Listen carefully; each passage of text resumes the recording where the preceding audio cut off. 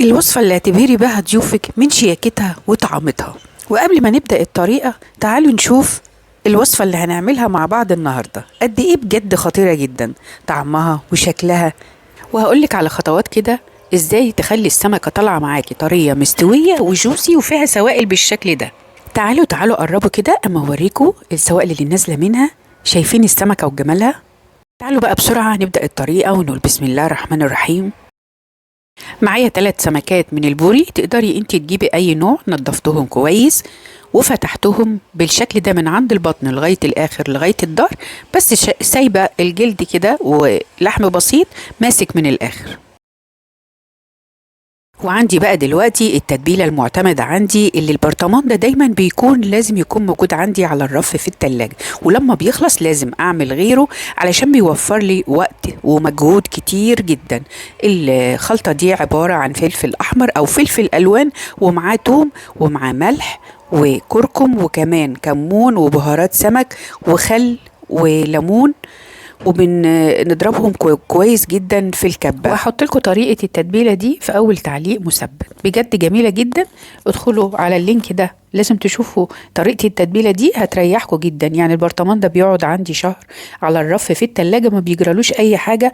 بعمل بيه تتبيلات للسمك وللسيبيا وكل البحريات، وكمان لو في كبدة، في حاجات كتير جدا ينفع تحطي فيها التتبيلة دي، بتبقى سهلة بدل ما تجيبي فلفل وتقعدي تفرمي فيه والثوم تقشريه. بصي بتبقى جاهزة عندك وزي ما قلت لكم خطيرة جدا. هحط لكم اللينك بتاعها في أول تعليق مثبت عشان ما انساش مكون أكون ما قلتهوش معاكم. بصوا بقى دي الدهون بتاعة السمك، انا عشان منضفاه في البيت طبعا محتفظه بيها، غير لو نضفتيه بره طبعا مش هيجيلك الدهون دي. والدهون دي بتخلي طعم السمك حلو جدا، بتخليه طري كده وجوسي، وكمان بتديله طعم حلو جدا. هي بتتاكل فيها اوميجا 3، بجد هي مفيده جدا كمان حلوه قوي. غسلتها وحطيتها على السمك من فوق، يعني وزعتها على ال3 سمكات. بصوا بقى هنا معايا واحده من الفلفل السبايسي قطعتها قطع صغيره جدا، ومعايا واحده من الفلفل الاحمر الرومي هقطعها برضو بنفس الطريقة. وكمان هقطع البصلة بقى ممكن تعمليها مكعبات صغيرة شوية بالشكل اللي احنا شايفينه ده، وكمان الجزرة هتبشريها زي ما احنا شايفين كده. اصبح كده المكونات اللي هعمل بيها السمك جاهزة عندي. هجيب بقى ووك وهحط فيه شوية كده من الزيت قد ربع فنجان قهوة كده، وهحط معلقة من التتبيلة، وهنزل اول حاجة بالبصل. التتبيلة دي طبعا فيها بهارات كتير جدا، فانا مش هزود البهارات هنا في الخليط ده. هنزل بالبصلة هشوحها بقى كده شوية، خليها تدبل. بس كل مكون هنزل بيه هديله بس تشويحة كده قد نص دقيقة. وبعد كده هنزل بالمكون اللي بعده. معايا واحدة من الكرات، بص هما 2 صغيرين بس، هو لو واحدة لو كبير يبقى كفاية واحدة. قطعتها كل حاجة هقطعها نفس التقطيعة دي، وقطعتها وحطيتها على البصل، بتدي ريحة حلوة جدا. هنزل بقى بالجزر، والجزر عشان مبشور مش هياخد سوا، يعني مش محتاج ياخد سوا.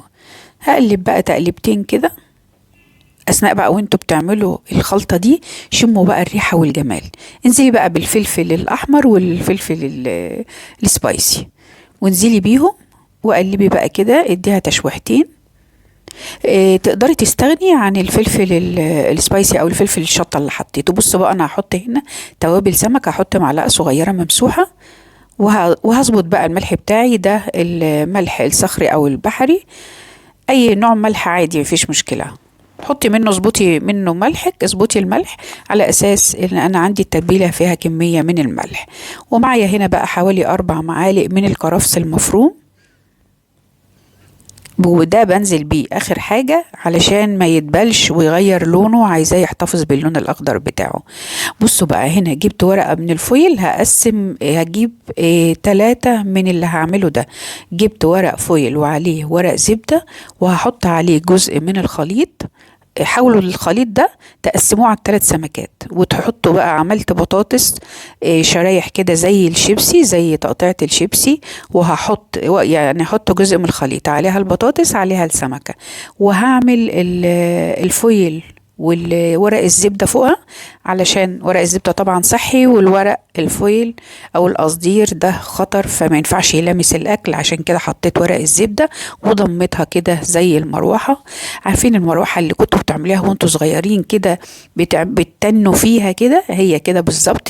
تتنوا ورق الزبدة مع الورق الفويل، وفي الاخر تربطوه بخيط حراري او الخيط الخاص بالاكل، تربطوه كده بالشكل ده. او لو عندك خيط عادي تقدري تغسليه وتعمليه بيه. انا قبل ما بعمل بالخيط ده لازم بغسله الاول تحت الحنفية بمية عادية جدا.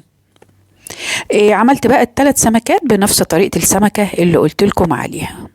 هجيب بقى الخليط ده. طبعا انا حطيت على تحت كل سمكة، قسمت كده الخليط على الثلاث سمكات من تحت، وكمان يكفي الثلاث سمكات من فوق. حطيت على كل سمكة شوية من الخليط ده، وطبعا محطوط عليها زي ما قلت لكم الدهون اللي هي بتكون بتاعة السمكة. انا ما فتحته خدت الدهون دي وغسلتها كويس جدا من الحاجات السوداء والحاجات اللي فيها. لازم بقى تكوني دلوقتي مسخنة الفرن قبلها بربع ساعة، وتدخليه بعد الربع ساعة بعد الفرن ما سخن. تولعي من تحت الحرارة على 220، وتولعي كمان الشواية. اللي هو ده بقى التكنيك تسوية السمك عشان يطلع معاكي طري وجوسي في السوائل اللي انت شفتيها. لو انت عملتيه على نار هادية هيطلع معاكي مجلد بقى وناشف ومش حلو زي ما بنشوفه. حتى ساعات بتيجي تكليف المطاعم بتلاقيه ناشف، مبيبقاش معمول مظبوط كده زي ما انا بقولك. لازم تعمليه بالطريقة دي، تاخدي يدخل على صدمة وفي نفس الوقت نار عالية، يخلي لك السمك جوسي، ويخليه طري، ويخلي فيه سوائل كده تحبي تاكليه. بجد السمك كان خطير وريحته تحفة جدا. تقدري بقى تعملي معاه رز ابيض. تعالوا بقى اوريكم السمك. طبعا مش قادرة يعني اوريكم الريحة ازاي. بجد كان نفسي تبقوا معايا عشان تشموا ريحة السمك ده عاملة ازاي، خطير قوي. يعني لما يكون عندك ضيوف وعاملة اكلة بحريات بيكون الوصفة دي مناسبة جدا وحلوة بجد قوي. يعني هو كده استوى، بصوا في سوائل، وكمان اخد لون شوي من فوق عشان انا مولعه الشوايه. ومهم جدا تحطوه يعني اول رف من تحت، يعني الشبكه تبقى اول رف من تحت، وتحطي عليه الصينيه. فانت هتولعي الشوايه وهتولعي من تحت، هياخد اللون الشوي ومش هيتحرق، وفي نفس الوقت هيستوى من تحت، والبطاطس كمان مستويه واخده من تتبيله السمك والتتبيله اللي حطيتها. جميل جدا. يلا بقى جربوه، انتوا عارفين يهمني رايكم جدا. عايزاكم بقى تقولوا لي ايه رأيكم في الوصفة دي. الفيديو بتاعنا النهاردة خلص، اشوفكم على خير ان شاء الله في فيديو جديد. سلام عليكم. ولو عجبكم الفيديو لايك وشير وسبسكرايب لسفرة ايدي. اشوفكم على خير ان شاء الله في فيديو جديد. سلام عليكم.